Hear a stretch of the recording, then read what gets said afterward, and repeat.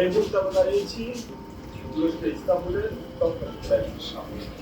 এই প্রাসাদ, এই ভিতরে যে প্রাসাদ রয়েছে সেখানে কিন্তু অটোমান সাম্রাজ্যের যে সুলতান, সেই সুলতানরা বসবাস করতেন। ভিতরে গিয়ে দেখবো সেখানে ইসলাম ধর্মেরও কিছু একদম খুবই গুরুত্বপূর্ণ জিনিস রাখা আছে। কি কি রাখা আছে সেগুলো দেখবো এবং দেখানোর চেষ্টা করবো।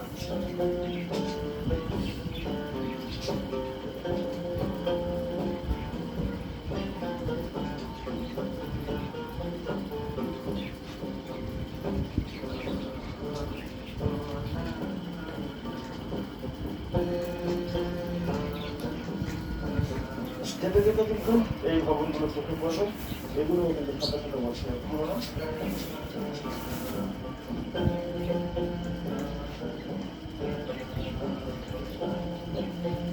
প্রধান ফটক থেকে আমরা ঢুকলাম, সেই ফটক দিয়ে ঢোকার পরে কিন্তু বেশ খানিকটা রাস্তা, প্রায় 3 থেকে 5 মিনিট রাস্তা কিন্তু হেঁটে যেতে হয় এবং সেই হেঁটে গিয়ে মূল যে অটোমান সাম্রাজ্যের যে প্রাসাদ সেই